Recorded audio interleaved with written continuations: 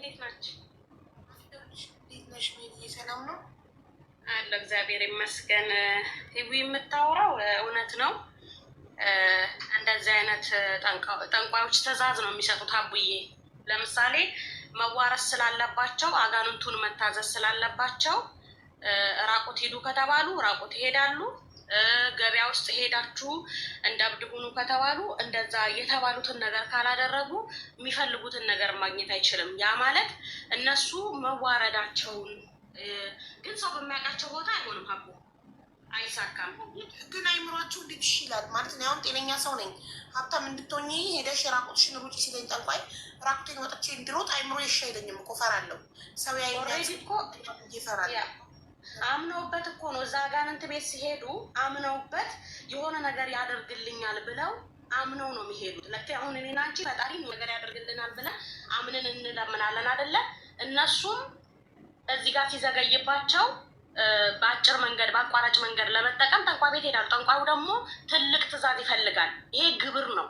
እነሱ ራቁታቸውን ሲንከባለሉ ሰይጣኑ ኦልሬዲ አዋርጃቸዋለሁ ዝቅ ብለውልኛል ብሎ ስለሚያምን እኮ ይኸውልሽ፣ አሁን አይምሮ ጤነኛ ያለ ሰው አይፈራም። ምን የሚባል ነገር አያውቅም። አይምሮ ሊታመመ ሰው ራቁቱንም ሊሮጥ ሄዶ አመድ ላይ ቢንከባለል ምንም ቢል አይምሮ ትክክል ስላልሆነ ሰው ያየኛል፣ ሰው ምን ይለኛል የሚባል ነገር አይጨነቅም። ግን ጤነኛ የሆነ ሰው ኖርማል፣ እንደኛ ኖርማል አይምሮ ያለው ሰው ይፈራል። ራቁቴን ያው ያለ እዚህ ጋር ራቁቴን ለመውጣት እፈራለሁ አይደለ? ላይቡን ከተኋላ ራቁቴን ለመቆም እፈራለሁ ብቻ አልፈራም። ስለዚህ ግን ሰው የሚያውቅበት ቦታ አይሄድም። ሀቡ አሁን የሚታዘዙት የሚያውቁበት ከተማ ሳይሆን ለምሳሌ ራቁቴን እቆማለሁ። ማያውቀኝ ሰው ፊት ኦልሬዲ ማያውቅሽም እኮ ማያውቅሽም የሚያውቅሽ ነው። ፊትሽን ስለሚያውቀው ነገ ሊያዋርድሽ ሊሰድብሽ ኤኬሌ ብሎ ልልሽ የሚችል አንደኛ ሌሊት ነው የሚታዘዙት። እኔ ስለ ክፉ መናፍስት አስተምራለሁ፣ ያቆኛል ተከታዮቼ። እኔ ስለ ክፉ መናፍስት ነው ማብራሪያ የምሰጠው አብዛኛውን ጊዜ። ሌሊት ነው ይሄ ሰው በተኛበት ሰዓት ነው የሚታዘዙት። ይሄን ትዕዛዝ በቀን አይሆንም። በቀን መናፍስቶቹ አይቀበሉም፣ ሰዓታቸው ስላልሆነ ማለት ነው። ወይ ከሌሊቱ 9 ሰዓት ነው የሚሆነው ወይ ከንጋት 11 ሰዓት ይሄን ነገር የሚያደርጉት። እንዲህ ስል አድርገሽዋል ምናምን ብለው እንዳይደነግጡ እኔ ስለ ክፉ መናፍስት ስለማቅ ነው ይሄን የምልሽ። ትዕዛዙን ጠንቋዮችም የካዱና ወደ እግዚአብሔር የተመለሱ ጠንቋዮችም የሚናገሩት ዩቱብ ላይ በቅርብ ትልቅ አባት ጠንቋይ ነበሩ፣ አዳማ የነበሩ ታዋቂ ብዙ ሰው ሄዶ የሚያስጠነቁልበት አባት እንዲህ ነው የተናገሩት። ያ ማለት እሱ ስለ ካደ ነው ይሄን የምልሽ። እኔ ሰውየው እንዲህ ነው የሚያዙሽ፣ ሌሊት ነው የምትሄጂው፣ ሰው ሊያይሽ አይገባም። እሷ አሁን ጅብ ይጋለባሉ አህያ ይጋለባሉ የሚባለው አንቺ እንደዚህ አመድ ውስጥ ካልተንከባለልሽለት እንዳመንሹ ኦልሬዲ ራስሽን እንደተገዛሽለት አቅም አጋንን። እግዚአብሔር ደግሞ እንደዛ አያረግም አይደለም። አሁን እኛ እግዚአብሔር እንደዚህ ራቆታችሁን ሂዱልኝ አይለንም። የሆነ ነገር ሊሰጠን የሚገባንን እሱ ይሰጠናል። አጋንንት ግን ምን ይፈልጋል? አንቺ እንድትዋረጂ ገባሽ? ውርደትሽን ነው የሚፈልገው ኦልሬዲ። ስለዚህ ትዋረጂና የምትፈልጊው ነገር ይሰጥሻል። ቢሰጥሽም ግን በረከት የለውም። ገባሽ? ይሰጥሻል እኮ ትንሽ ነገር ያሳይሻል፣ ግን ዶግ አመድ ያደርግሻል። በሰጠሽ ልክ ያጠፋሻል። የካድሽ ሁለት የተውሽ ሁለት። ስለዚህ የምታወራው ትክክል ነው። ይሄም የሆነው ግን ፎቶ ካለ የሰውየው ስም ከነቀምቀማያት ካለ ይቻላል። የሀብታሙ ፎቶ ካላቸው ለምሳሌ የሆነ ሰው ታርጌት ካደረጉ ያ ታርጌት የተደረገው ሰው ግዴታ ወይ ስሙ ከነ አያቱ መታወቅ አለበት፣ የልደት ቀኑ መታወቅ አለበት። ስለዚህ ይሄ ነገር ተጠንቶ ነው የሚሆነው ማለት ነው። ዝም ብሎ አይደለም፣ ተጠንቶ። አሁን ሶሻል ሚዲያ ላይ ፌመስ የሆነን ሰዎች ፎቶችን አለ፣ ልደታችን የምናከብርበት የልደት ቀናችን አለ፣ ሙሉ ስማችን አለ። ስለዚህ ማንም ሰው ሊያስደርግብን ይችላል ማለት እኮ።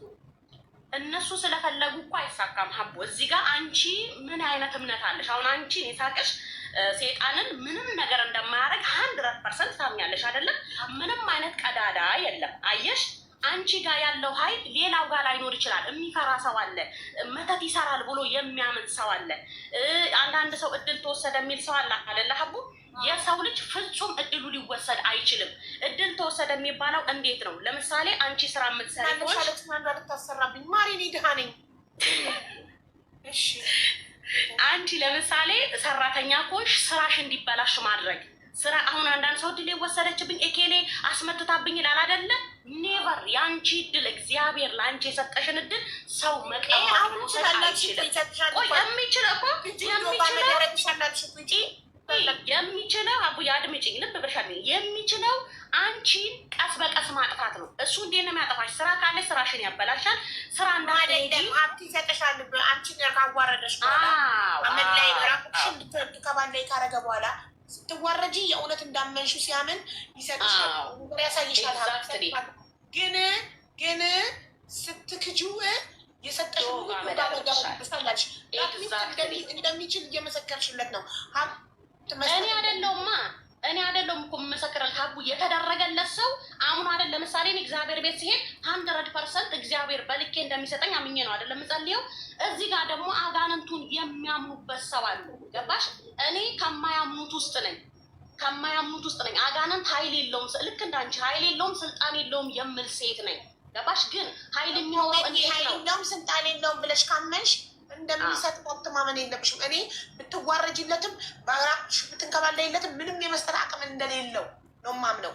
ጠንቋይ ይኸውልሽ፣ ጠንቋይ ወይም መተት የሚሰራ ሰው አቅም ቢኖረው እሱ ቁጭ ብሎ ከሰው እየለመነ ዶሮና ጥቁር ዶሮ ጥቁር በግ እንትን አምጡ እያለ ከሰው እየለቃቀመ እጣን አምጡ ቡና አምጡ እንትን አምጡ እያለ ከሰው እየለቀመ አይበላም ነበር። ራሱን ሀብታም ያደርግ ነበር። ገብቶሻል? ለምን ራሱ ሀብታም አይሆንም? ይኸውልሽ ልመጣልሽ ነበር ሀቡዬ። ሲስተሙ ምን መሰለሽ? ይሄ እኮ ማታለያ ነው፣ ማታለያ ናት ይቺ። እኔ እሰጥሃለሁ እኔ አደርግልሃለሁ እኮ ኢምፖርታንት የሚፈለገው እኮ የሰው ልጅ እንዳያመሰግን ነው፣ በእግዚአብሔር ተስፋ እንዲቆርጥ ነው። ገባሽ? እንጂማ ቁጥር አንድ ጠንቋዩ እራሱ ፌመስ የሆነበት ነበረ። ሀብቱን ካገኘ ሌላውን ማጥፋት አይፈልግም። ግን አጋንንት ምን ይፈልጋል እህቴ? አጋንንት የሚፈልገው በእግዚአብሔር ተስፋ እንድንቆርጥ ነው። እግዚአብሔር ሰጪ አይደለም እንድንለው፣ እግዚአብሔር ይዘገያል እንድንለው። ገባሽ? ስለዚህ ቀዳዳ ትንሽዬ ቀዳዳ ይፈልግና ልክኛ ተስፋ መቁረጥ ላይ ስንሆን ይሄንን በጭንቅላታችን መጥፎ ዘር ይዘራል። መጥፎ ዘር የሚዘራው ደግሞ እኛ ተስፋ ስለቆረጥን ነው። እግዚአብሔር በጊዜ አይሰጠንም ብለን ስለምናምን ነው። ሰዎች የሚታለሉት ጠንቋይ ያደርግልኛል ብሎ የሚያምኑት እግዚአብሔር እኮ ነው ይሄን በዙር ራሱ የሰጣቸው። ግን እነሱ ጠንቋይ ቤት ስለሄዱ ብቻ ያ ጠንቋይ እንዳደረገላቸው ይቆጥራሉ። ማታለያ ማለት ነው። ገባሽ? እንዴ ነው አሳ የሚያጠምድ ሰው አሳውን ለማጥመድ የሆነ ትንሽ እየተጣላል ማለት ነው። ጠንቋይ ይኸው ሁሉ እንዴት ልታውቂ ቻልሽ? በጣም እውቀት አለሽ። እኔ ስለ ክፉ መናፍስት ስለምማር ነው። ያውቁኛል፣ እኔ ተማሪዎቼ ያውቁኛል። ገጠመኝ ማደርግ ሴት ነኝ። እንዲሁም ስለ አጋንንት ትምህርት እሰጣለሁ። አጋንንት ኃይል እንደሌለው አስተምራለሁ። የኔን ፎሎወርሶች ያውቁኛል። ስለዛ ነው እና ከመምህሮቼ የተማርኩትን ነው። እንደገና ደግሞ ከዛ በወጡት ሰዎች የሉም ጠንቋዮች ወደ እግዚአብሔር ሲመለሱ የሚናገሩት የሚያደርጉት ነገር የለም። እነሱ የሚያደርጉትን ነገር ነው። እንደዛ ካልሆነ እንደማይሰራላቸው ይሄ አጋንንቱ ባለፈው የሆነ ሰውዬ ልንገርሽ፣ በዚህ ባጭሩ ሶሻል ሚዲያ ላይ ቀርቦ አጋንንት 1 ሚሊዮን ምናምን ብር የበላበት ሰው ምን ብሎ አጋንንቱ አልተቀበለህም 700,000 ብር ሲያስገባ 700,000 ብር አልበቃኝም ብሏል። ደብሮታል። አጋንንቱ 1 ሚሊዮን ብሎ ብሩን በእንትኖች እነዚህ መርጌታ ነኝ በሚሉ ቴሌግራም ላይ የተበላ ሰው እያለ እንደዚህ ማታለያ ነው ማሬ፣ ማታለያ ገባሽ? እንጂ ፍጹም አጋንንት ለሰው ሊሰጥ አይችልም። እግዚአብሔር ነው የሚሰጠው። ግን አእምሮሽን ይጮትበታል። ገባሽ? በአእምሮሽ እቃቃ ይጮታል። እኔ ግን ይኸውልሽ ጠንቋይ አለ አጋንንት አለ ይምለምንም ጠንቋይ ነን ብለው መጋረጃ ውስጥ የተቀመጡ ሰዎች ቢዝነስ ሰነፍ ስለሆኑ ሰርቶ ለመብላት እኔም ነገ ጠንቋይ ነኝ ብዬ ቀይ መጋረጃ ሰጥዬ እጣን እያጨስኩ ብቀመጥ ህዝቤ የሆነ ነገር ብቀባጠርለት ያምነኝና እየመጣ እየከፈለኝ ያስጠነቁላል። ጠንቋይ የሚባል የለም። ሰዎች ቢዝነስ ለመስሪያ ጋይስትሪፕ እንዲህ ስራዬን እየሰራ ውዶች ወሬ ሳወራ ፍራግመንት ዩዝ እንዳላረግ መኒ ጋር ጣልጣ እያረጋችሁ ማሮች እና ማለት ነው። ጠንቋይ ልክ እንደ ማንኛውም ስራ ቢዝነስ ለቢዝነስ ብለው የሚጀምሩት እንጂ ጠንቋይ ራሱ ይስቅባቸዋል። ጠንቋይ ቤቶቻችን የምታስተነቁሉ ሰዎች ጅል ብሯን በላኋት ልክ ስትወጡ ይይዝባቸዋል። ጠንቋዩ ገብታችሁ አስጠንቁላችሁ በኋላ እያላችሁ ማለት ነው እያሾፈባችሁ ሙድ እየያዘባችሁ ምናምን ነው። ጠንቋይ የሚባል ነገር የለም። አጋንንት የሚባል ነገር የለም። ሴጣንና ሴጣን ብቻ ነው ያለው እዚህ ምድር ላይ። ሴጣን አለ። ሴጣን ምንድን ነው ስራ? እኛን ከፈጣሪ መንገድ ማውጣት።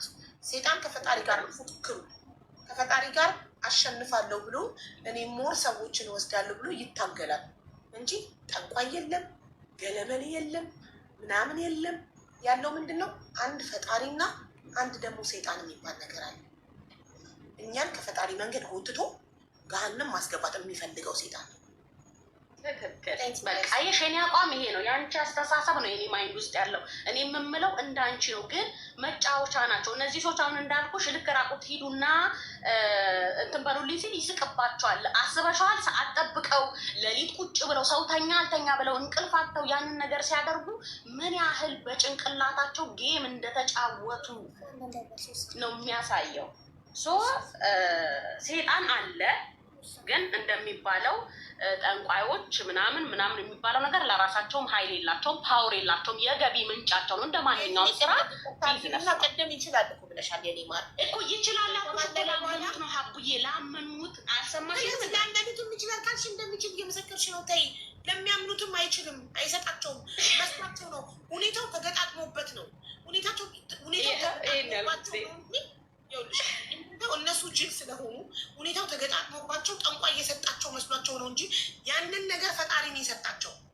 ግን ሁኔታው ተገጣጠመና ጠንቋይ ቤት ስለሄዱ ያገኙት መሰላቸው ያንን ነገር።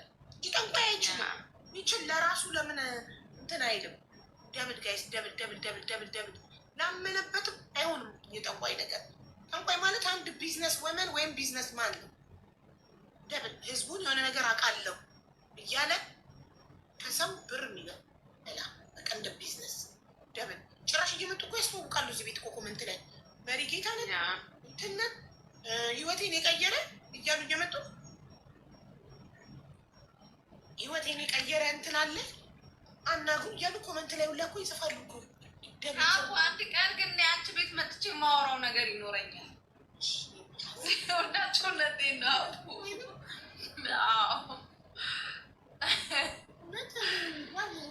በጣም ሰው ሞኝ ሲሆን ይገርመኛል።